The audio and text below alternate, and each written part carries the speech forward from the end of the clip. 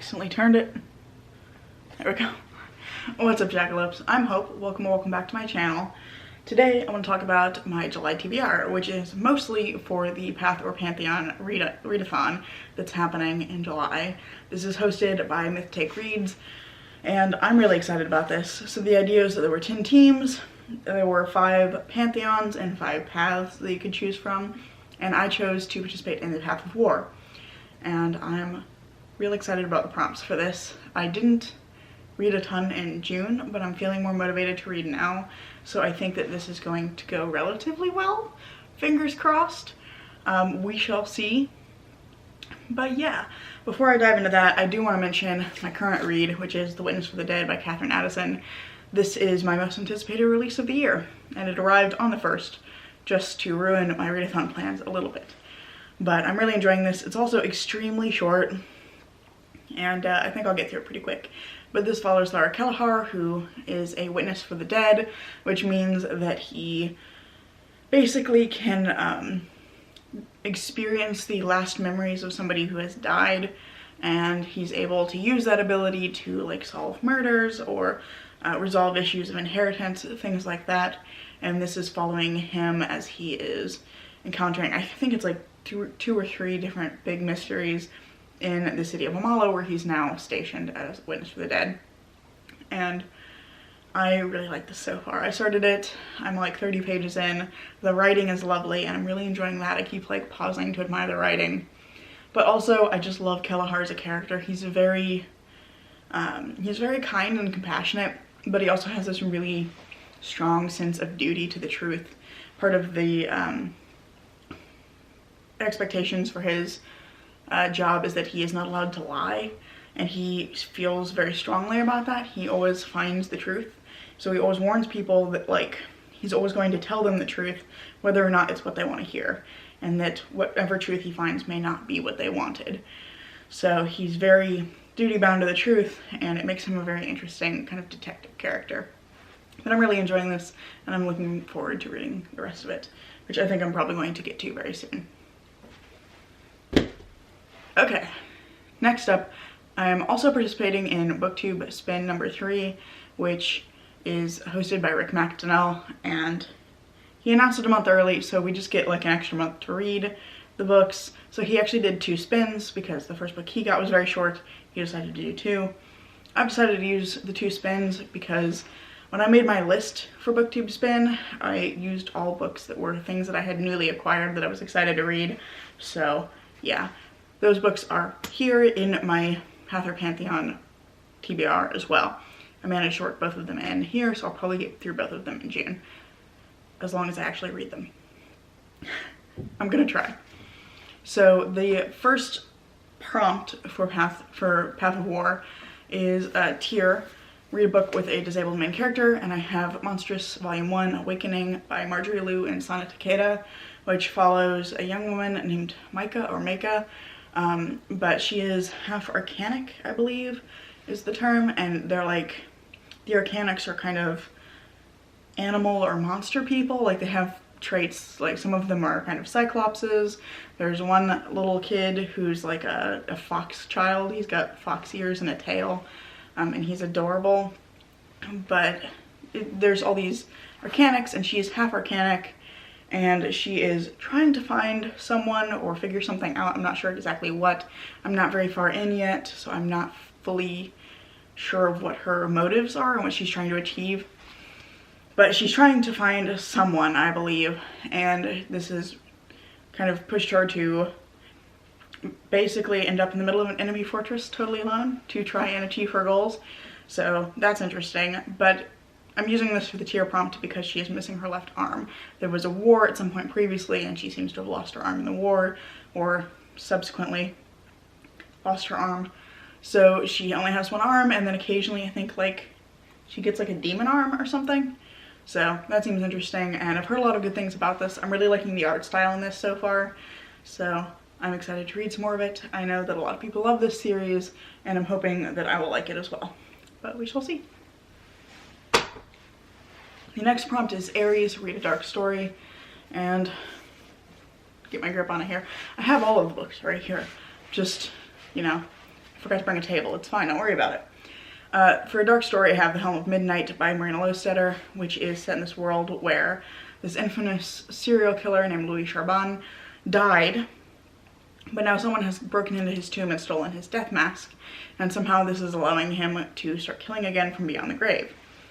And so it follows a woman who is investigating this series of killings and trying to stop them, and I believe it results in her kind of uncovering some secrets about her world that make her question what she thought she knew. So I think this sounds excellent. I love anything with like a serial killer plotline or a mystery plotline, and I think I'm really going to enjoy this one. Next prompt is Ogun, a book with a metallic object on the cover, or a metallic cover. And I chose These Violent Delights by Chloe Gong. I don't know if you can see it, but the letters are a little bit metallic, but there's also a dagger on the cover. But this is a retelling of Romeo and Juliet that is set in 1920s Shanghai. The two main characters are the heirs of two rival gangs, and I believe there's also some sort of monster, and they are trying to like solve a mystery and stop a monster to prevent disaster in Shanghai. So I'm excited to read this. I know a lot of people really like this one. Romeo and Juliet is actually not one of my favorite Shakespeare plays. I haven't read very much Shakespeare, and I'm very intimidated by Shakespeare. So saying that it's not one of my favorite plays is not really saying much, because like Shakespeare scares me. So like I'm probably not getting as much out of the plays as other people are. But everything about this particular story seems interesting to me, and I am interested to see how I feel about the retelling of Romeo and Juliet as opposed to the play itself. And I just think this one will be interesting. A lot of people really like this, so I wanted to give it a try. And also there's a sequel coming out later this year, so I wanted to get to this one before the sequel comes out so I have a sense of whether I'm interested in that or not. The next prompt is, let me look up the name of the god that it's associated with. Montu, a book featuring a battle. So I have Storm of Locusts by Rebecca Roanhorse, which I think based on the description has a battle in it. The first book in the series did. This is the second book in the Sixth World series, which follows a monster hunter named Maggie Hosky as she deals with various monsters and issues in Dene, which is the Navajo territory that is basically what's left of the United States after a major flood has put the rest of the country underwater. So the first book has some pretty big fallout at the end. This is following up on that, and in this book some of Maggie's friends have been joining a cult. Somebody comes to her and is like, hey, can you go like save them because they've joined this cult. We think that at least one of them might actually be a true believer of the cult, but the others might be rescuable. And so she has to try and track down the cult and the figure that is leading it, which is a figure out of Navajo legend called the White Locust. And the reason I think there's a battle here is the very last line of the description says, when the full scope of the White Locust plans are revealed, Maggie's burgeoning trust in her friends and herself will be pushed to the breaking point, and not everyone will survive. So I think that there's probably a battle in here. There was in the first book. And I'm excited to read this because I loved the first book. I think I tore through it in like 2 days. And I really like Maggie as a protagonist. She's really interesting. She has some really interesting flaws, and I really enjoy reading about her. So I'm excited to read this one. Also, it has kind of a shiny cover, which I didn't know until I bought it. Because I read the first one from my library, and yeah, just like tiny bit shiny, which I like. And then the last prompt is Hachiman, a book featuring archery. But I decided not to use this prompt because Path of War has a power where we can steal a prompt from another path or pantheon and replace one of our prompts with that one. So when I was making my TBR, I didn't think I had any books featuring archery. I have since been proven wrong, but it's too late. I've already committed to this plan. So I'm stealing the prompt Hades, which is to read a book that's the first book in a series. And I'm going to read For the Wolf by Hannah Witten, which is the first book in the Wilderwood duology. This one has a sequel coming out next year, I believe. So this one follows a woman named Red, who is the second daughter born into the royal family for, like, I think centuries or something. Yeah. So the first daughter is for the throne, the second daughter is for the wolf. So Red is basically sent out to be sacrificed to the wolf, and her people believe that if they do this, the gods of their world, which have gone missing, will be freed. But when she gets there, things are not as they seem, and the wolf doesn't know what's happened either. He didn't capture the gods, so she ends up working with him to avert disaster, because what has actually happened to the gods is, I believe, darker than what they thought. So she and the wolf character have to work together, and there's also a romance between them. And I've also heard that her sister is a really cool character as well, the first daughter. So I'm excited to get into this one. I've started to discover that I kind of like fantasy romance, which is like dark fantasy romance.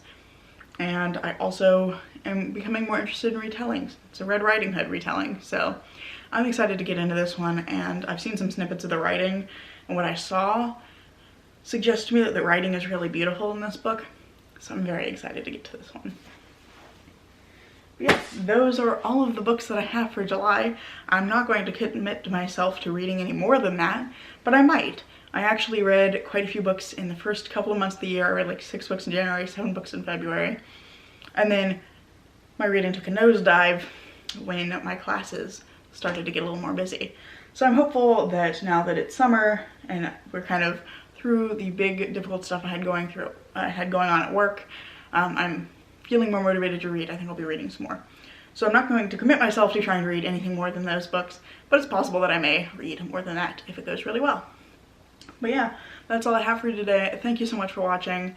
If you enjoyed this video, I hope you will consider maybe subscribing or giving this video a like. Maybe stick around and see what comes next. But if not, thanks anyway, and I hope to see you in the next video. Bye!